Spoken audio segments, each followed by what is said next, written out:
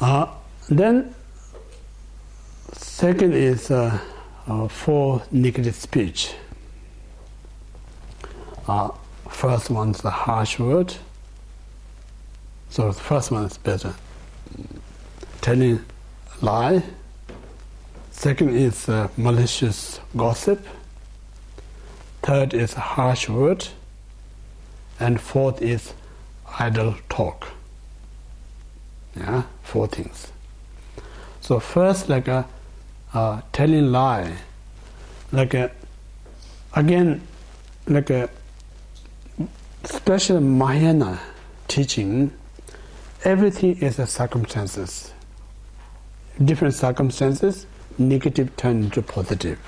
Some other circumstances, positive turn into negative. So there's no such exist out there says this is positive. Depends how you utilize it. So when we normally, generally speaking, general point of view, we say lying is negative, but not all the case. Sometimes the telling lie is more beneficial than telling truth. For instance, like I say,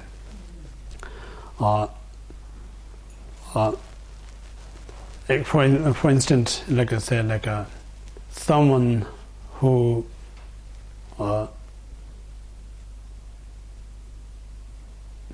what's a good example? There's a story. I just better tell a story. There's one story. Milarepa, great yogi of Tibet. When he was meditating in the middle of the bush, normally it's a very quiet, peaceful place. One day he heard in the village down the valley, hearing the dog barking, dog barking. He thought, oh, a bit strange. No one usually be there. It's really the dogs barking. And then minutes later, he saw one deer running to him. A deer, yeah. And then that deer hiding under the rock. Then a moment later, a dog and a hunter came, chasing this deer. And then asked the Milarepa, do you see deer that running away from us? And then Milarepa, that moment, tell lies. I didn't see it. If we tell the truth, then deer losing its own life, the person created negative karma. That circumstances, telling lie is virtuous. Yeah, virtuous than non-virtuous. And that circumstances. So, and that circumstances is telling the truth is non-virtuous, because that truth lose the deer's life, and they're creating negative karma, the hunter. Yeah, makes sense or not? So, this reason, just telling lie automatically not going to be negative. Just telling truth not necessarily automatically going to be virtuous. It depends on circumstances. So that's the Mahayana point of view. And then when you discuss with the Theravada point of view, there says whether whatever reason telling truth is the virtuous, telling lying is always non-virtuous, black and white. That's the Theravada tradition. So because the Theravada and Mahayana, like it's not taught by different Buddha, it's the same Buddha taught, it's taught to be different state of mind. One is like a little bit what we call the strict mind, that then in order to have no confused, they cut clear, white and black. Someone has a more relaxed, then no need to clear, white can be black, black can be white, so flexible. So according to Buddha taught different circumstances, different personality. So in that way, there's no contradicting. Otherwise, you say Buddha taught two different teaching, two different personalities, contradicting. So it's different reasons. Like even you think about your own, if you have a true child, you're not going to say them exactly the same things. You're going to say different things because what the child's condition or personality. So if you don't understand that, my mom or my dad, both are telling totally different things, they get confused. But the reality is not telling totally different, because you two is a person. No? So the same thing. So that's the first, telling lie. First, I just go through this list, then I talk more detail later on. And then, second is like a malicious gossip. malicious gossip means because human life is a bit more competing or challenging.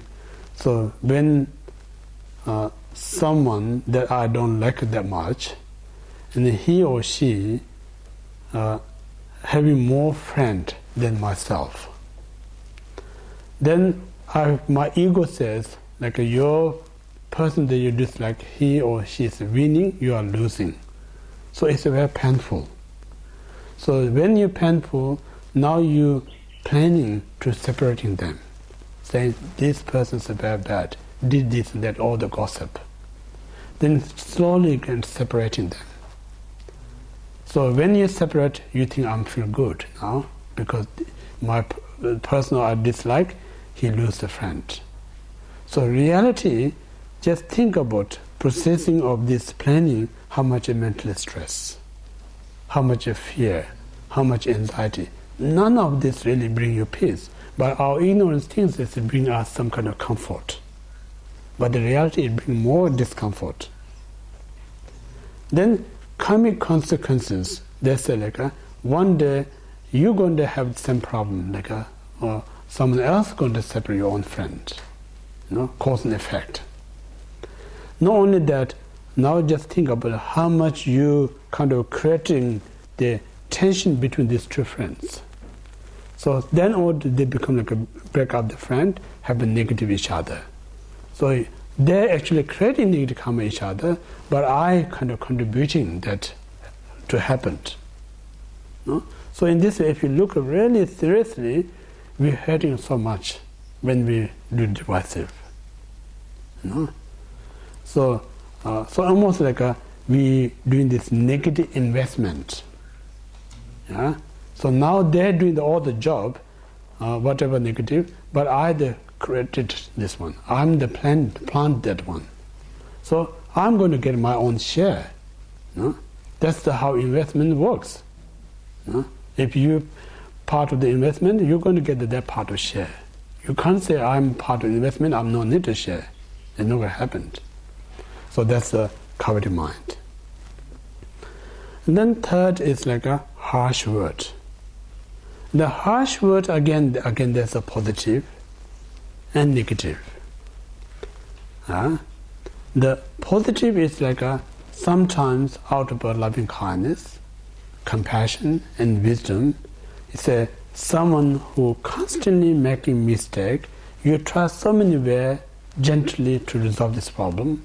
Somehow this person so stubborn, never kind of listen, never stop them doing wrong things.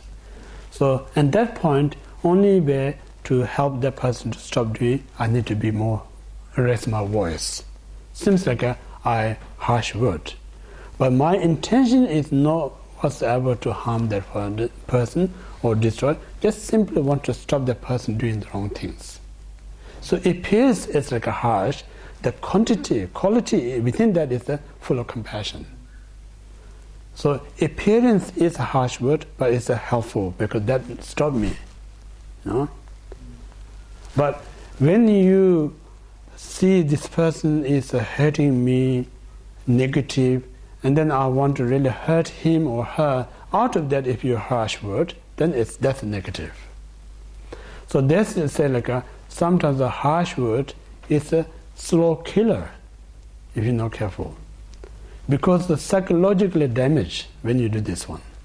When you psychologically damage harsh word, the person, many of us we talk about child abused. Maybe that person only spent 1 minute saying such a harsh word, but that 1 minute is enough to destroy entire your life. Now you child, this innocent child, grow up, remember this word all the time. Whenever they remember, always disturbs the mind. Not have any idea how to get rid of it.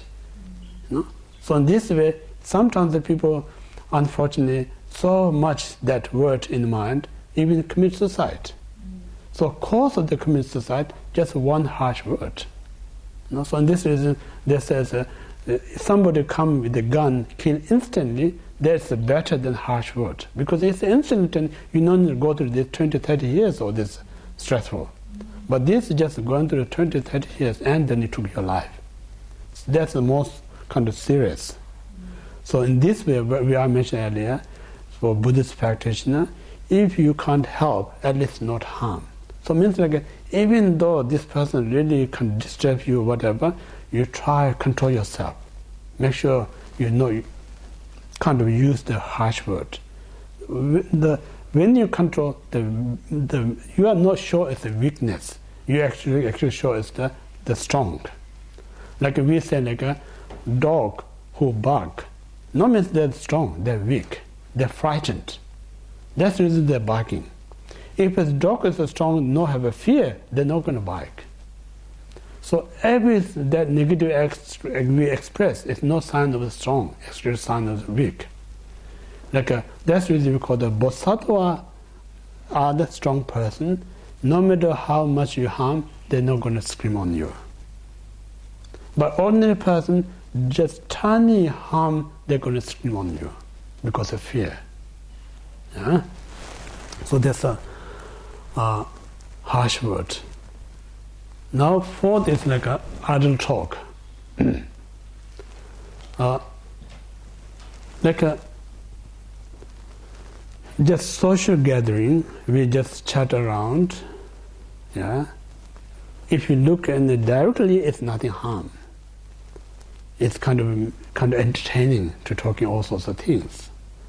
But then what Buddha said, like when we talk all sorts of things, it kind of contributing some kind of increase our desire mind, increase our anger mind, increase the jealous. Conversation brings so many things. Like a conversation is like a vacuum cleaner. You know? Sucks so many garbage. You never know what's going to come up. You know? So in this way, like sometimes like when we talk nice in the beginning and then end or middle somewhere, so disturbance, the conversation disturbs your mind. You know? So this really it leads to negative. So these are in a way 4 negative speech.